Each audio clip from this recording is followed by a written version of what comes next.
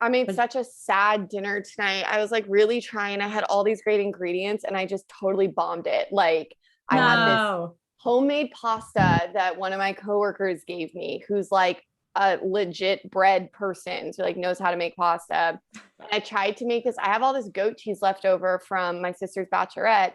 And I like looked up some recipes and I'm like, I have so much cheese. I need to make like a sauce. So I was like, oh, I'll make this goat cheese sauce with this like homemade pasta. Sure. And it turned out so bad. Now I have so much of it. Like, I think I'm gonna have to throw it away. Like, it's not good. That was so disappointing. Oh, can God, you like add it? Can you add anything to it to like save it, or is it maybe? I think if I add like some saving? spinach, maybe like or something like that, I might be able to save it. But it's What's bad about it? Is it the cheese itself? Yeah, I mean the cheese is not like the cheese by itself wouldn't have been bad, but like the way it is mixed in, it just like doesn't taste good. So I don't know. That's so disappointing. It's like such a bummer when you're stoked on something. You're like, oh man, this is gonna be awesome, and then it just is disappointing. And you're like trying to be creative. I was trying to be creative and I didn't really want to cook, and I was like, oh, I have so much of these particular ingredients, like I have to use them. And then I don't know, just didn't pan out. It did not pan out. Yeah. We should probably say hi to everybody, by the way. Good afternoon, morning, and evening. Hello, hi everyone. Welcome to the welcome to the Reframers, and also my dinner cooking struggles. Well, you're ahead of us because we haven't even eaten yet. So. Oh well, there you go. We'll get to it. It's on the list of things to do. You know how it goes. Today I'm very cute today, you guys. I have some really cute notes in my specific Reframers Pod notebook, and I'm excited because today is like a super sweet producer's rapid fire. I don't know what it is. It basically means I'm going to ask them stuff and they have to answer it, even though they're not prepped. This will be a more off the cuff episode, hopefully a little bit more light, not necessarily light, but fun, and not as much research has been done as the other one. So we hope you like it. Well, zero research has been done. We have done zero research. So Zach and I are in a very vulnerable position, and Kassie has all of the power this week. That's right. But we thought it would be kind of interesting to get our initial reactions to things that we haven't researched, especially because that's how a lot of these conversations happen. It's not like you usually have just a bucket of statistics to pull from when you're in everyday conversation with people. Right. I have a couple of listener shout outs I'd like to start with. So I'm going to jump right in. Let's do it.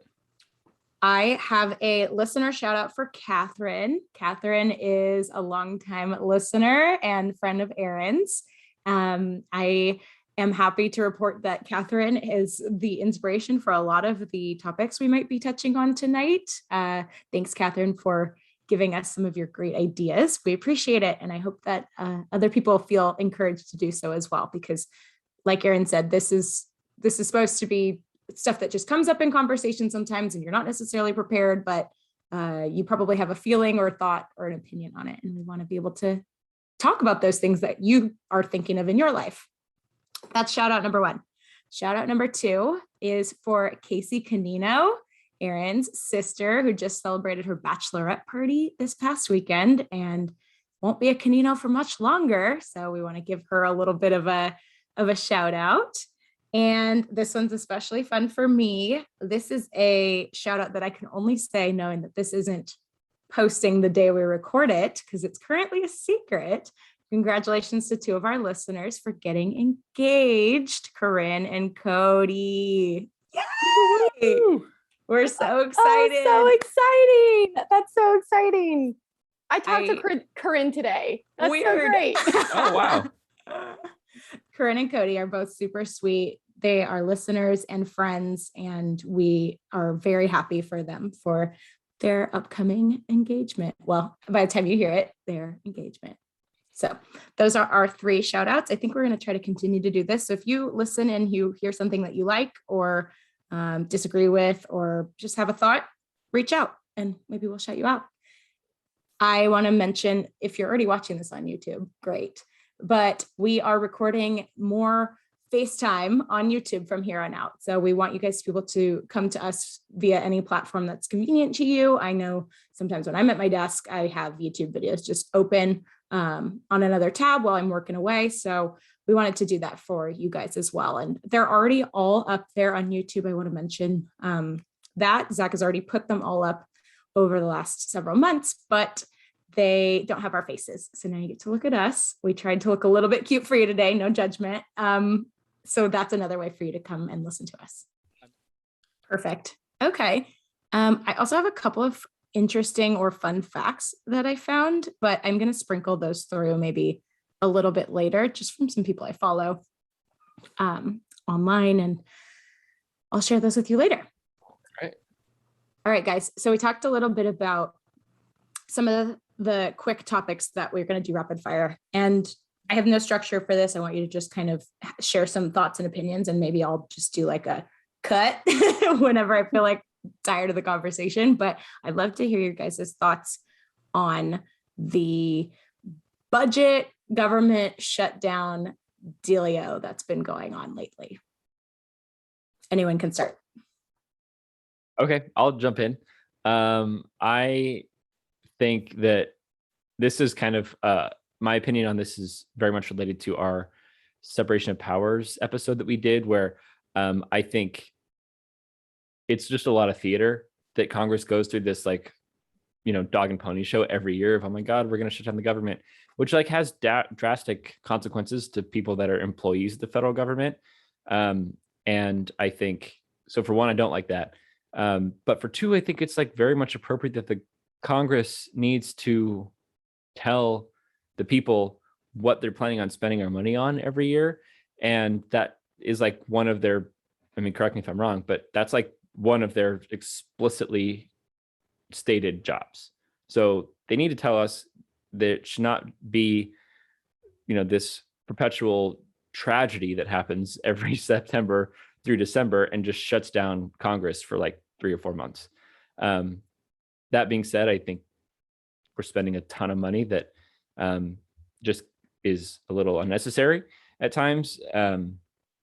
Should be a lot simpler to tell what we're spending our money on. Yeah, I agree on the political theater aspect of it. That was the first thing that came to mind for me. It is, I believe the budget is something in Article 1 of the Constitution that Congress has to do. So yeah, agree they need to be doing it.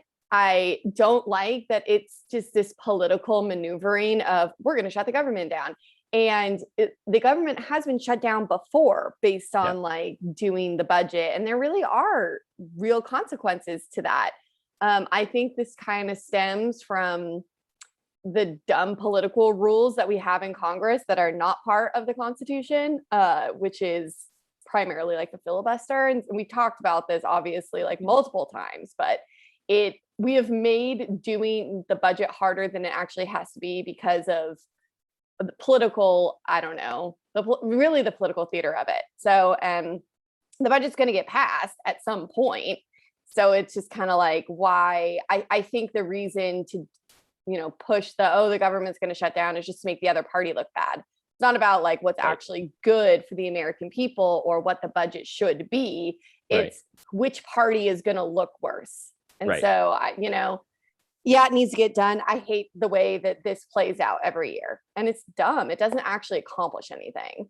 It's so annoying. And if I have it right, I haven't followed up this last week, but if I understand correctly, Senate Democrats are trying to decide what they want. Do they want a $3.5 trillion package? Do they want a 1 trillion package? You've got like 48 of the senators are in favor of the $3.5 trillion option. Joe Manchin and Kristen Sinema are in favor of a lesser option. And so you have the Democrats kind of trying to decide what they want, but inevitably it gets blamed on the Republicans that, well, you guys aren't going along. And so you guys are going to cause us to have to shut the government down. And it happens every year. And it's always whoever isn't, the minority party or whatever always gets blamed, like Erin said. And it means that federal employees don't get paid. And a lot of the services that we rely on as citizens are severely impacted. I remember one of the crazy ones was, I think, like when Obama was president, I want to say it was like 2012, they shut the government down, and that meant they like put up barricades around all the national parks or national monuments. And it just is dumb. It's like, you don't need people there to walk up to the Washington Monument in DC. Are you talking about the one, Zach, that was in 2019? Because that one lasted a long time. It's like 35 days. I don't remember. I think that is the one. I think that is the one. It? Yeah. And that's because that was the Trump administration, by the way. And that was the most recent one that was like a big deal. This wasn't as big of a deal like 20 years ago. We didn't used to have the same level of like, oh, the government's going to shut down. But that was like many things in the Trump presidency, a little bit unprecedented that it was shut down for that long. I thought there was one in Obama that was, again, I'm not saying it's their fault. Like that the presidents don't do anything. There was one. I remember being in sorority school, which is like all summer, and you get prepped to do recruitment of new members. And we were there for like 8, 9, 10 hours. And we came out and they were like, the government shut down. And we didn't know what that meant. We were young and didn't care at all. And we were like, what? How long were we gone? Well, and that's kind of what, like, it's funny to me. And like, well, if we can all still live our lives for a month without the government working or being open, then maybe we don't need the government to be so big. So I know that's besides the point, because again, all those people that the government relies on aren't getting paid. So like, not talking about that, but just the other services. I'm like, well, what really did we lose by that time? So anyway. Well, and to be clear, what we're talking about is passing the budget, but it's raising the debt ceiling, basically, so that we don't have to default on our debts, which we've never done. And so, as in we've never defaulted. So this happened, or at least we haven't in the modern era. I looked this up just really quick, even though we're not really supposed to. But Democrats joined the Republican Senate majority in raising the debt ceiling 3 times during Donald Trump's presidency. And now the Democrats want basically the Republicans to join them in raising the debt ceiling. But obviously, a lot of this has to do with this big spending bill, right? That the Democrats want, Republicans don't want to join it. And so that's where the standoff is happening. Well, and there's some not confusion, I guess, but this is where like the theater part comes into it, where because of the Senate rules that Erin mentioned quickly, for fiscal things, they have to go through reconciliation, if that's right. And so the reason, like, they could pass the debt ceiling today if they wanted to, but because they're tying it to the spending package, that has to go through reconciliation, and you can only use reconciliation, I think, 3 times a year. And so because of these like complication of factors, it's not just so straightforward as raise the debt ceiling. If you raise the debt ceiling, it's also agreeing to the spending package. So that's why there's, again, all the theater that goes along with this whole thing, which is dumb. Thanks, guys. We'll cut that one off there. Love the off the cuff feelings. Quick fun fact. I saw some suggested / not approved amendments to the United States Constitution. And it's not an exhaustive list, but here are a couple that I found interesting and I wanted to share with you. 1878, an executive council of 3 should replace the office of president. 1893, renaming this nation the United States of the Earth. 1933, I know. I was like, we have to pause on that one. Okay. That's hilarious. Who suggested that? Is that the United States annexing then the entire planet, being like, right? Nope, you're all ours now? Maybe. All right, sure. A very ambitious person in 1893. Okay, jumping to 1933, an attempt to limit the personal wealth to $1 million. Personal wealth of individuals? Oh, sounds like it. That would definitely change things. Things would be different. They would be different. Then 1938, the forbidding of drunkenness in the United States and all of its territories. And that makes sense in 1938. I know, cheers. In the spirit of lightheartedness and quick on your feetness, Zach and I both have a drink. Erin has water. I have water. Yeah. That's fine. We support healthy choices on a Wednesday. And last but not least, 1971, American citizens should have the unalienable right to an environment free of pollution. So those are just some of the ones I found interesting. A council of 3 as the executive, I feel like nothing would get done. I mean, that sounds like a terrible idea to me. You're like, all right, Congress is already slow and burdensome. What if we took the worst parts of Congress and added it to the other branch? Great. All righty. My next, rapid fire is, I'm putting the pressure on you. This is not an easy one, but thoughts on refugees entering the US, specifically refugees, and how it's done and all of that. So refugees, if we're talking about specifically refugees are different than immigrants in that refugees have to have political status, basically, of why they have to leave their home countries. And so it would be like they are suffering political persecution, religious persecution, other things like that. And we do have an asylum process for people who are refugees to come into the United States and stay in the United States while their asylum cases are heard. Immigration law is super complicated, and asylum is different than like the green card process or some of the other immigration processes.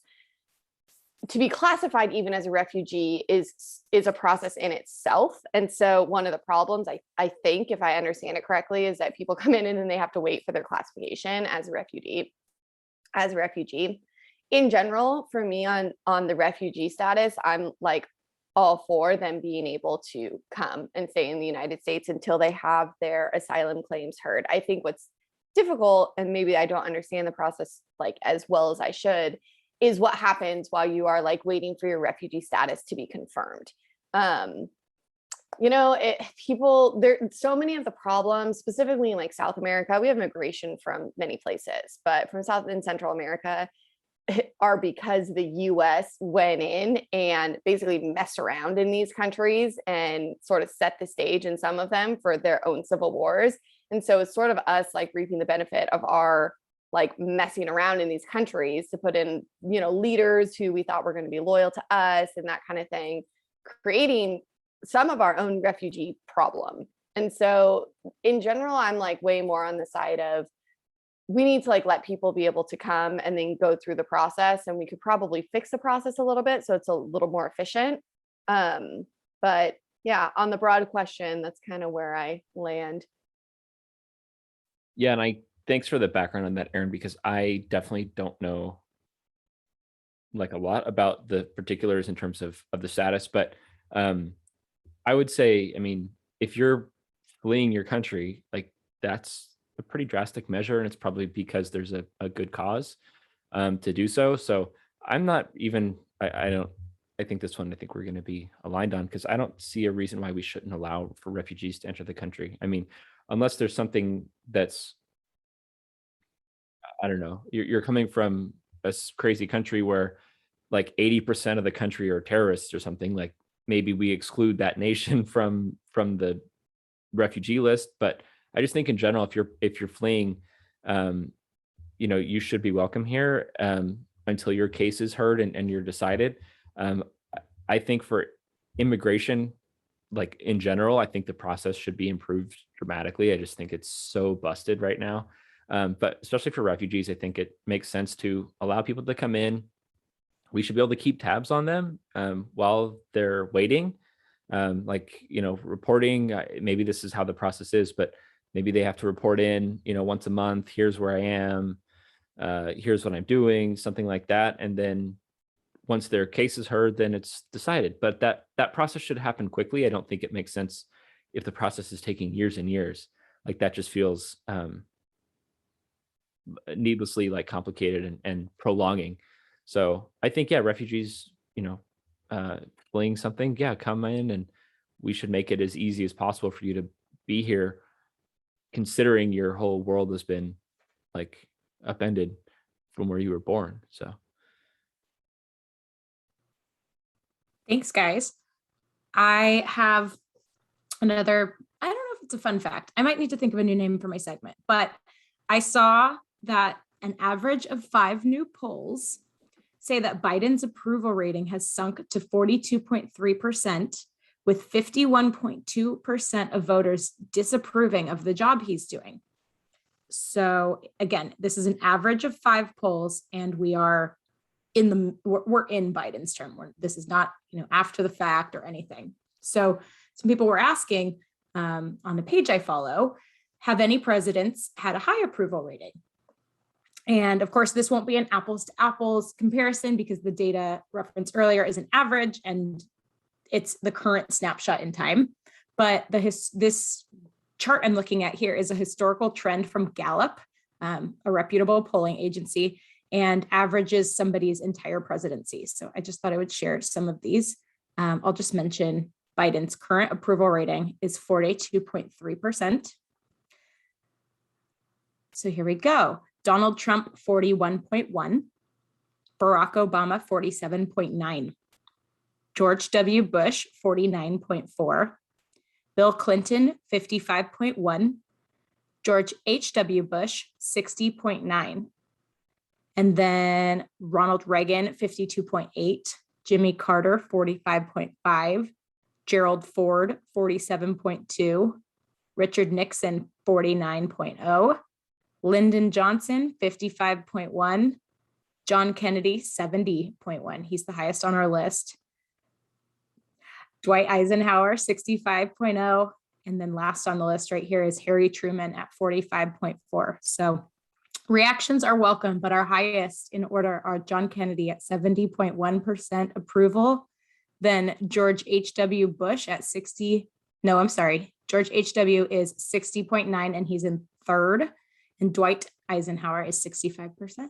And our lowest are Donald Trump at 41.1. Did I sound too happy about that? I'm trying to report the news unbiased. Harry Truman, 45.4. And we have 2 other like 45s. So thought that was interesting. I think it's interesting too. And I think it's maybe unsurprising to me that presidential approval ratings on average have declined as voters know more about their presidents and their administrations. And as the news has become more present, that's unsurprising to me that approvals have generally trended downwards.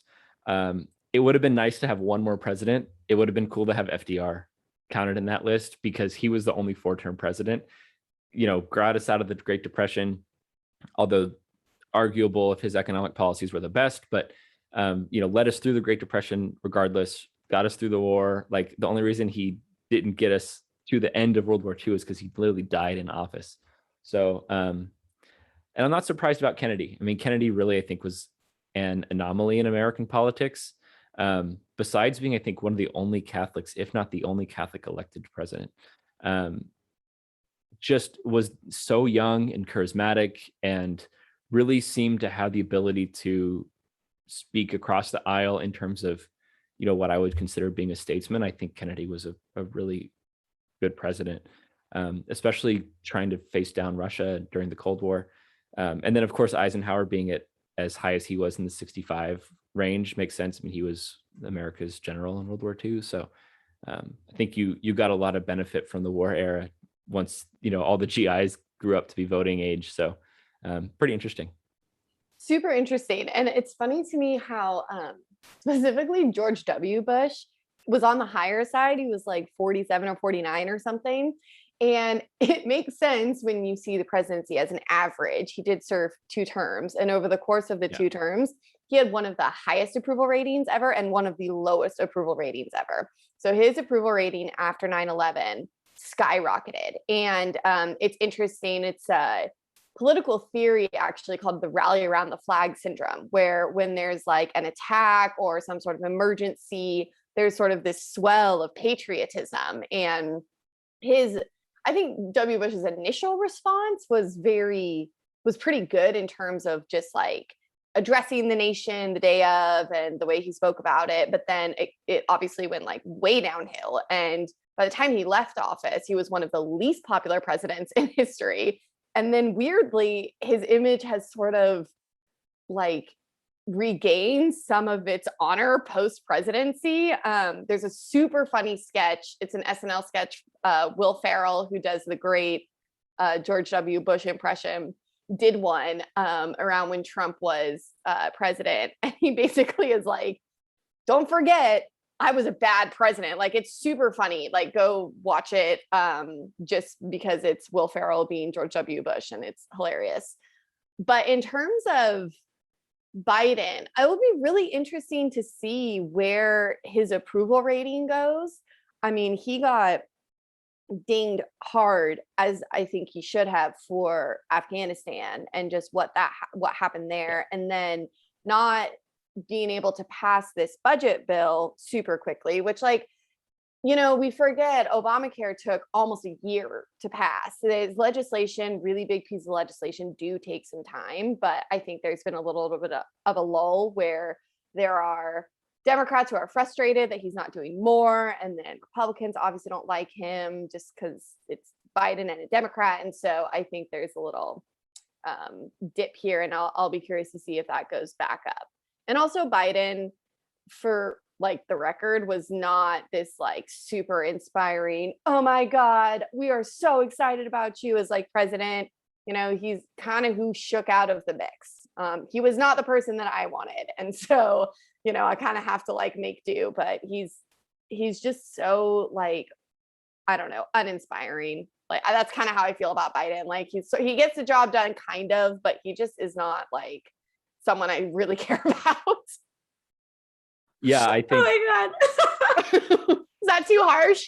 No, it's just very honest. And I think that, I don't know, he gets the job done kind of, and not really who I wanted, exactly describes my feelings. But it was just very funny how you said it.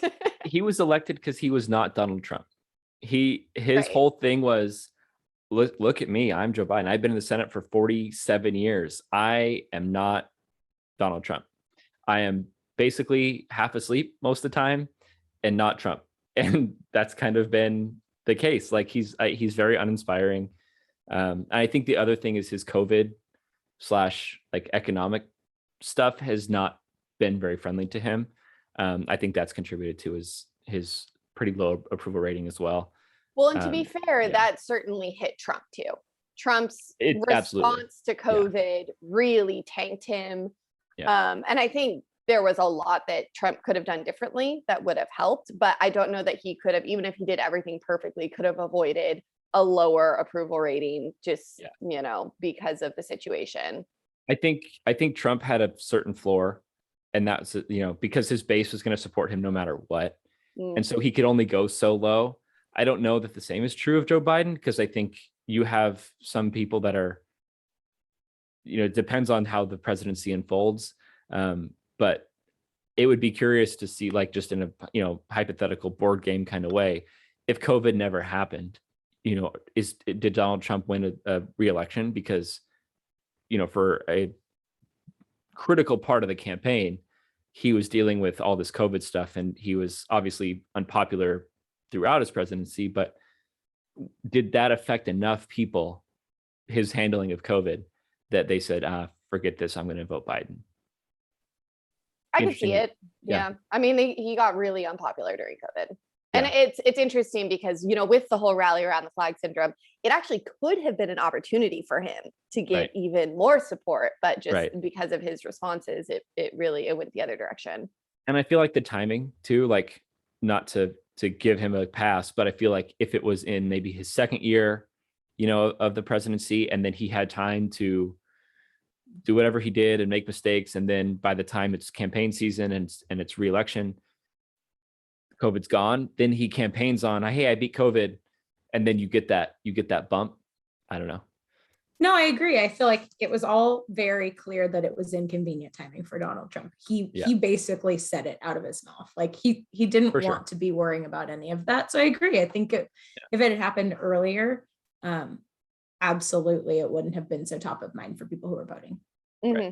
Yeah, it doesn't mean he would have still won, or would have won, but you know, I think it probably did have an effect for sure. Yeah.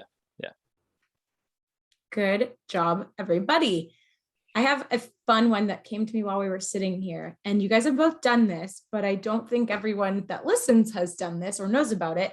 And it feels like a good way for us to kind of dive into where you guys agree and where you disagree. Just kind of like, you tell me and we're going to move on. So I'm going to share my screen for anyone who is on YouTube. You'll be able to see, but I will. Oh, I can't share my screen. I'm going to describe my screen. It'll be fine. Okay, everybody, what we're going to do is talk through a quiz. This is a quiz. If America had 6 political parties, which would you belong to? Now, all 3 of us have done this separately. I think we've only sort of shared our scores, and Erin maybe did it a while ago. But like I said, I want to pin you guys down a little bit. So I'm going to read questions out loud, and you're going to basically say, like, I really agree with that, or I don't really agree with that, or I'm neutral. Okay. And for everybody who's able to take this later, we'll put a link to it. And it has like the standard 5 options with strongly disagree, somewhat disagree, neutral, somewhat agree, and strongly agree. But we're just going to streamline it with I do or don't agree, or I'm neutral. Okay, guys. Question 1. Marijuana should be legal. Strongly agree. Strongly agree. Okay. Should same-sex marriage be legal? Yes. Strongly agree. How easy or difficult should it be to immigrate to the United States? It says much easier all the way to much harder.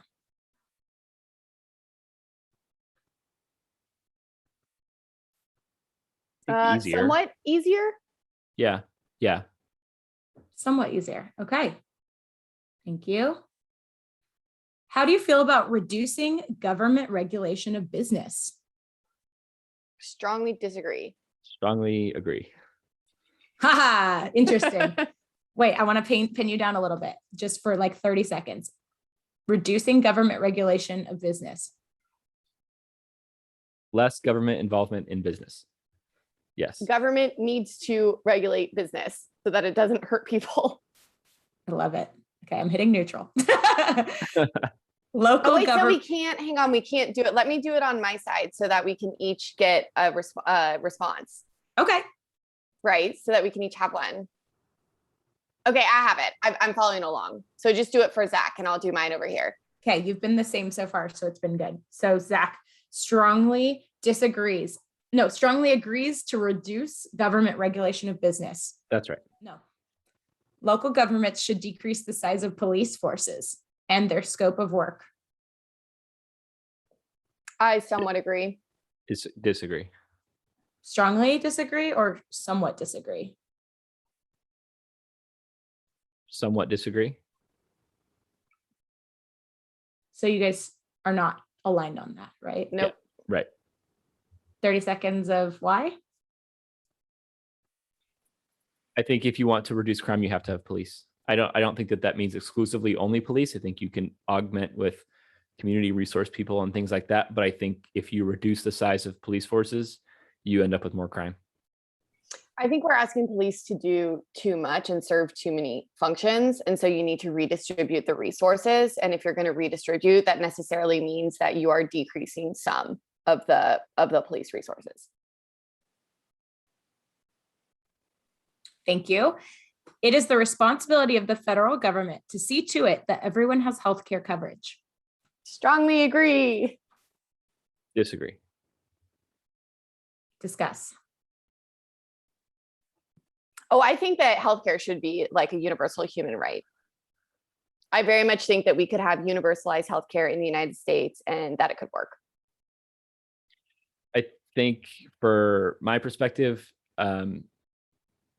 maybe people don't want it. And so I think that if you don't want universal healthcare, you shouldn't have to have it. I think that should be left up to the individual if they want it. That's not to say we shouldn't have some kind of safety net for people that want it and can't afford it. But I don't think that it should be something that's mandated. I think the free market is going to serve the medical industry better than the government could. If you spend your money on yourself, you're going to care a lot more about it than if you're spending other people's money on other people.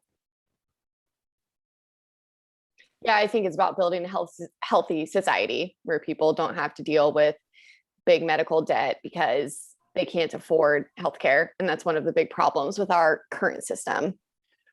Yeah, I mean, I understand that. I think part of the reason why our medical system is busted is because it's half free market. It's half and half right now, half for not. sure. Mm-hmm. And so it creates these complications that you, like, for example, you never know what the price of things are going into a hospital, right? There's not like a menu of like, oh, if I get an x-ray, it costs this much.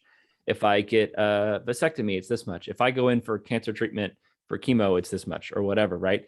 And so I think if you have the ability for hospitals to actually post and compete based on price, then they have to compete based on price, and you'll end up with competition, and the prices will reduce because you're not having the government paying the bill, right? It would come from the employer, or it would come from crowdsourced options. So that's my idea, is that it's so expensive right now. It's because it's 1 foot in and 1 foot out. This just changed though. Hospitals now must post their prices online. It's maybe Erin knows more about this. It's something I've seen is a lot of people are not up to date on that yet. Yeah, I didn't know that. It's as of January 2021. Look at that. And it's exactly for what Zach's talking about, to give people the opportunity to shop around. Interesting. Yeah. So that would be great for everybody. Yeah. Okay. When it comes to really important questions, scientific facts don't help very much. Strongly disagree. Yeah, strongly disagree. Very weird. Yeah, that's kind of a weird question. I strongly don't agree, really understand why you would strongly agree with that. If you strongly agree, we want to talk to you. Tell us what we're missing. Be our fourth little Zoom corner so we can ask you questions. Honestly, the minimum wage should be raised. Strongly agree. You know, it's $7.25 in the country right now. Strongly disagree. That's not to say that people shouldn't make a living wage, but I think my stance is I don't see how the government knows how much it should force employers to charge. Like, how does the government know that? Because the cost of living in California is way different than the cost of living in other states. So how did you come up with that number? Presumably you'd have to talk to economists and do some sort of analysis. I can't imagine they just come up with that out of thin air. Right. I'm not implying that they do, but I'm saying I think everybody should make as much money as they can make. I'm not saying that I don't strongly disagree because I am against people earning more money. I strongly disagree because I think it should be left to the businesses. And then if businesses are like, I'm paying $2 an hour, people are like, well, I can make 10 over here, so I'm going to go over here. Like, I think that I disagree on supply and demand of labor grounds rather than like what the question's asking, I guess. Yeah, I mean, I think it's a labor relations issue. And I don't know that there's enough incentive in the free market for people to actually make a living wage for the market to do it itself, right? This is like one of our core disagreements of how effective the market is at actually like helping workers or that kind of thing. I mean, we didn't even used to have laws about hours and things like that. And that all came from the Industrial Revolution. And that is government regulation of how many hours you can work, what your overtime rate is, all of that. But those are workers' rights we didn't have before that. Sure. I would point to COVID as being maybe a counterexample because right now employers are having to offer higher wages or more benefits because people are getting the COVID stimulus to not work. And so employers are having to incentivize people to come back to work with higher wages, like I said, and more benefits. So I think totally, but they only have to do that because the government has subsidized it. The government's involved in them having to offer higher wages. But also because the government is paying people to not go to work. And so the government the government has created the problem, and they're like, well, we'll help you. Like, so I think that's why I don't agree with the prompt, because I see it as more of an economics thing, that if the government wasn't involved, you would have wages going up naturally. Yeah, I kind of don't think they would, but there, agree to disagree. We just disagree. Yeah. Interesting point of this is relevant. I saw on my Instagram today And I'm looking at an article right now. Maybe you've seen it. A worker in Florida applied to 60 entry-level jobs in September and got one interview. So the little hot buttons at the top are businesses across the US say they are struggling to find employees, especially for hourly work.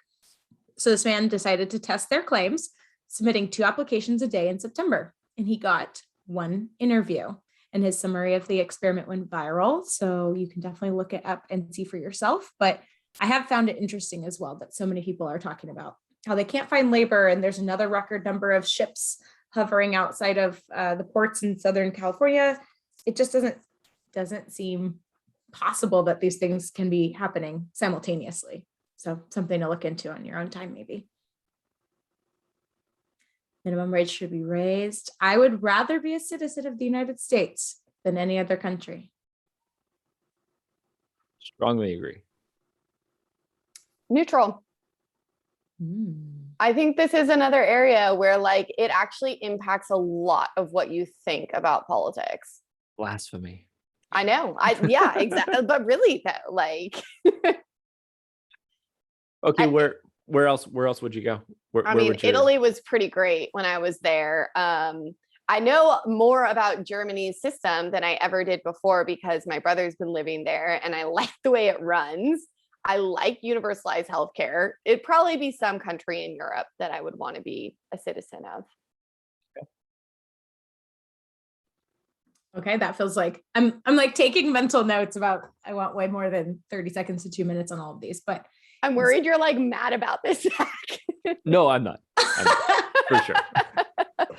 Zach has left the chat. Mock outrage, not real outrage. Good. Question 10, gun control laws should be stricter, less strict, or no change? Stricter, but right, caveats on exactly what that would look like, right? Right. Yeah, so see gun control episode part 2. Exactly. Yeah. I mean, less strict, I guess. If you're gonna like give me more, neutral, or less, I guess I would choose less. But again, listen to part 2 of gun control because it's too new. It's more nuanced than that for sure. American society systematically advantages white people. I strongly agree. I disagree. Slightly or strongly? I'd say slightly disagree. Care to share? I think for something to be systematic, it has to be built into the system. And I would argue that segregation is illegal. Like there's not in terms of just race, but also in terms of all the protected classes that we have now. So I think that you can have ripple effects of the system that was for sure benefiting white people, Jim Crow and slavery. But I think that by and large, we've done away with those systems. And so now I would say the system does not, although we probably are still experiencing like a hangover from when it was. That's interesting. There's a distinction that you're making there between what's called de jure versus de facto segregation. De jure being by law and de facto being it's not by law, but the effect of the law is basically to disadvantage. I disagree that it has to be written into the law for it to be systematic. So maybe that's where our disagreement lies. And I think, especially if you look at something like our prison system, that like disproportionately affects people of color. And, that kind of thing is systematic, even if it's not written into the law. So when I look around and I see things like that, maybe it is like, oh, this is a hangover from when we had slavery and segregation and all of that, but it's still, the effects are still real today. And I do think that it's built into our systems and our biases because of that. Yeah, I could see that. I don't know that we'll ever get the answer to that. I mean, I think one of the things we talked about is like the drug policy. That's a big chunk of it. And so if we revisit and revamp our drug policy, like I would be curious to see, what impact would that have? Because I do think that there are things that we have that are unnecessary, that are affecting, huge groups of the country. But for my answer to the question, I think no, but I could see where groups are adversely affected. And then maybe that's where, something we could dive into in an episode by itself is, is it, like you said, de facto or de jure racism, where are we having unintended consequences of our current enforcement of our systems? Thanks, guys. Another light one. I think abortion should be legal in all cases, legal in some cases, and illegal in others, illegal in all cases. I think situational. Yeah, I'm also on that for that one. Yeah. Oh, not much discussion needed then. Yeah. An important reason some people are poor is because the economy is unfair. I strongly agree. I think I somewhat agree. Yeah. Unfair. It's a little bit of a it's an inevitable consequence of having a capitalist system, right? Like if you have that, it's going to be tiered because it's, the competition to the top. And we have really bad wealth income inequality in the United States. And like the middle class has grown much slower than the upper class. And you look at like those sorts of trends. And I think that where you're born, the opportunities you have really are impacted. Like socioeconomic status, I think probably has the biggest impact in the United States of, what opportunities are available to you. Yeah, I think that's true. I mean, the question is it fair, right? Being poor is a result of the fairness of the economy. I mean, life isn't fair, unfortunately. Like it's unfair that some people are born here versus some people are born, in war-torn nations. Like that's, I think, unfortunately so, but I would argue that our middle class and lower class even are better off than most of the other parts of the world. And so while they are our lower classes, they are still richer than other places that are poor. And so I'm not saying that that's like acceptable, but I don't know that I would not capitalism for that. I think capitalism helps to raise all boats, even if the wealthiest get their boats raised quicker. I think it does still bring people up, but I grant that there's room for a debate in that. This next one's similar. An important reason some people are poor is because, that's what we just did. Similar in that I'm reading the same question. Slightly agree. Yeah. This next one is similar. Racial minorities have mostly fair opportunities to advance in the United States today. Mostly fair opportunities to advance. I'm going to somewhat disagree. Somewhat fair. I would somewhat agree or slightly agree. Yeah.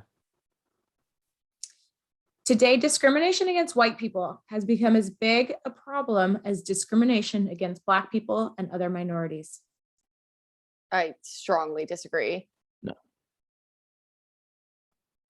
Strongly disagree. Should the government raise taxes on incomes above $200,000? Strongly disagree. I actually think that I would disagree with that too, with the caveat that I think they should raise taxes, but it needs to be on a higher threshold than 200,000. I think it should be more like 400,000 or 500,000. Okay.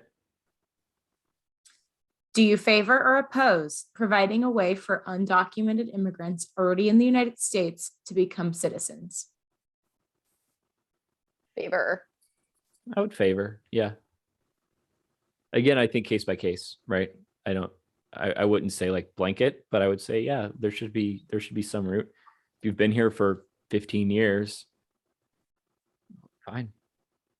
Stay, well, especially like the dreamers, like people who were brought in really young, they're undocumented, right? But yeah.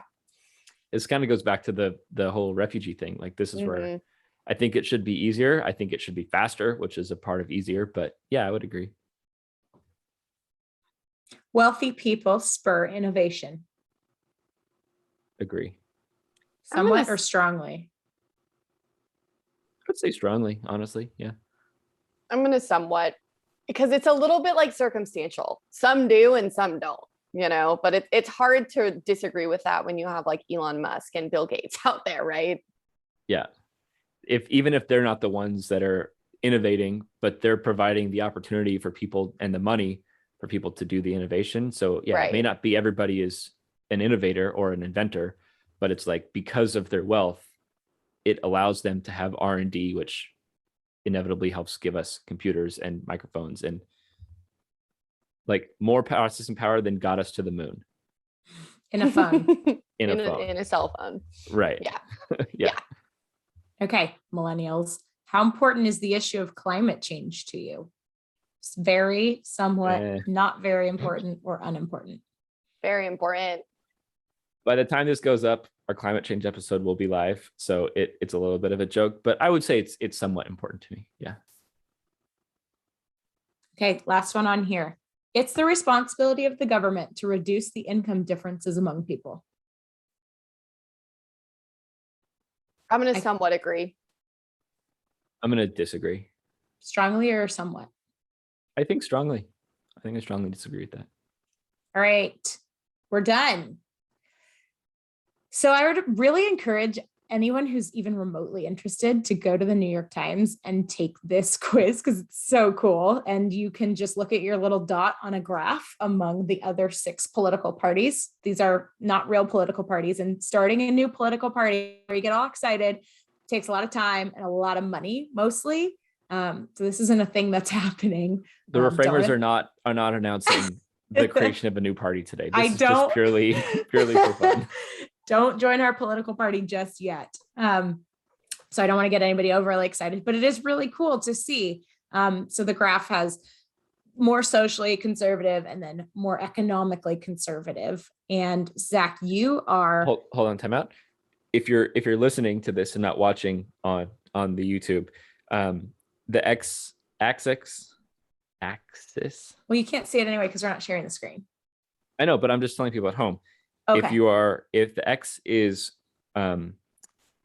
economic conservative to the right and economically liberal to the left, and then on the y-axis, I really don't like that word.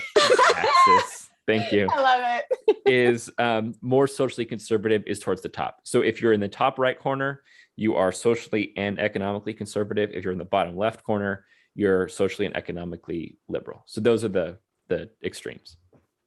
So I am looking at Zach's chart here, and Zachary, your dot is pretty close to the middle, actually. So you lean on the economically conservative. You're farther to the right. You have crossed the midpoint, which I think makes sense.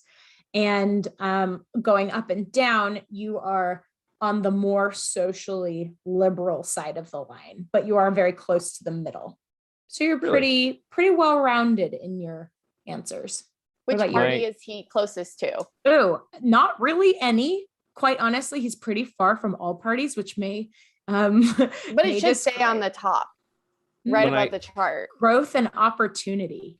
Yeah. Okay. That was the result when I took it by myself was that. So glad I was consistent. The Growth and Opportunity Party is the socially moderate, pro-business wing of the Republican Party. It is the heir to the old moderate Rockefeller Republican and the East Coast wing of the GOP. Its potential leaders include Larry Hogan, Charlie Baker, Mitt Romney, John Kasich, Michael Bloomberg. This party would be a best fit for about 14% of the electorate based on data from the Democracy Fund's voter survey. So welcome to your new party. Oh, thank you. Nice to be here. Hello, John. Hi, Mitt. Cheers. Did I say that last name right? Mitt. How do you say John Kasich? John Kasich, yeah. Yeah. Sweet. Mm-hmm. Okay. He ran in 2016 when Donald Trump ran. I think he ran. He was one of the. He was one of the 25 white men on stage. I think it was literally 16. Yeah, he was one of the 16. I can't even. Okay, so I am closest to the Progressive Party, which is the far left corner one. Bottom left. Yes. But I am not fully on the like bottom left. I'm like almost halfway up and a little to the right, but not really like that close to the line. I'm like right in the middle of like all the lines in that box. So in between the Progressive Party, which is bottom left, the American Labor Party, which is up, and the New Liberal Party, which is to the right. Yeah. You're kind of in the middle of that triangle. Exactly. Got it. Like in the little middle of the triangle. And this says the Progressive Party is focused on equity and racial justice with a strong vision of inclusive social democracy. Its strongest support comes from politically engaged, highly educated younger people, especially women. Its potential leaders include Alexandra Ocasio-Cortez, Elizabeth Warren, or Julian Castro. Based on data from the Democracy Fund's voter survey, this party would best fit about 14% of the electorate, which is, yours was 14%. So well, is that just... Maybe that's all of them. I don't know. No, because 14 times 6 is only 84. Yeah. So, okay. So one of them. Erin, mine, I took this previously, you guys, but mine is, I think, very close to where yours is. That's oh my God, I'm almost exactly there. Yes. Yeah. I took it and I was way more, I don't know. I've been dating and with Zachary for 8.5 years. So I was a little more liberal than I thought I would be after all of that. But really, really interesting. I think sometimes I underestimate how conservative other parts of the country are. And it's because of living in the Bay Area and just like having the, you know, the circle of people who I mostly talk to. Yeah. I think a lot of Democrats are like, if you look at JFK is a Democrat. And I'm like, dude, I agree with like a lot of your platform, because I think a lot of the Democratic Party has moved like to the left more, which has kind of shifted everything with it. And so even though like I'm a conservative, I'm like, yeah, I think JFK like was like had a lot of sense. It is really interesting to do like comparative to the past and then also other countries. Like Angela Merkel is the prime minister of Germany, or recently retired prime minister of Germany. And she's in their conservative party, but if she was in the United States, she would be a Democrat. And it's just, it's really interesting comparing across that too. Yeah. Kassie's playing with Dallas now. He's being very good and letting us record. Our buddy guy timer is going off. Buddy guy, it's about his dinner time. Tell you when it's been too long without pets. So we're probably going to wrap up pretty soon here. If you can see the YouTube, this is Dallas. Oh, thank you for the kisses. For the record, if I had my choice of the Democratic candidates, it would have been Elizabeth Warren, who is one of the leaders of this party, you know, that I just jumped in on this New York Times quiz. Did you have a preference, Zach? Rand Paul? Yeah, for sure. 100%. Yeah. I mean, that was my first vote when I voted in 2008. 10 8. Would have been 10. 8. Oh, 8. Yeah. 8, 12. I didn't 16, vote in 8 because 20. I wasn't 18 yet. It would have been 12 was my first one. Okay, if then it must have been me too. You were. It must have been you too. Yeah. Yeah. Okay. So yeah, I voted for Ron Paul. If he was running, I can't even remember now. I think he was running. So I voted for Ron Paul, and then if I had my choice, it would have been Rand in 2016, and Rand, and not Anne Rand, not Anne Rand. And an important Rand, clarification, in right? Fact. In 2020, but I mean, obviously he didn't get the nomination, so none of us really got what we wanted, but we Right. Sort of made do. Rolling Stones plays in the background. Can't always get what you want. That's right. You guys, this was really, really fun. So fun. I hope you weren't stressed. I know it's hard to come in after all these weeks of preparing and doing some research to honestly be so on the fly. It was a lot easier because I didn't have to like refer to all of my notes, and so true. Like I was just along for the ride. It was awesome. Thank you so much for facilitating, Kassie. That was great. Yeah. Did I fool you into thinking I had done any kind of prep? Yes. No. I have a little I have a little bit of notes, but mostly I just had a lot of fun. You guys have been fun to listen to over the last several months. And I really do have a lot of things that came out of today that I'd like to hear more about from you. Yeah. I don't know if you had any favorites, but primarily I would really, really like to hear about your guys' deeper thoughts on capitalism and the free market. So if you guys listening have any similar thoughts on things that you'd like to hear a lot more about, will you please let us know? Seriously, we'd love it. I know that sounds like we can't live without your approval, but really just if you're listening and you have any thoughts about it, we'd love to hear it. So let us know. Yeah. You live in the US, you probably have thoughts on politics. So Right. I love that. Awesome, people. Well, thanks so much. This was really fun. I had a nice time, and definitely some things out of it that we should, elaborate on in the future. So yeah, thanks very much, Cass. Thanks guys for playing, and thank you all for listening. We hope to see you again next week, and have a good rest of your day, night, evening. Talk to you later. Bye. Bye.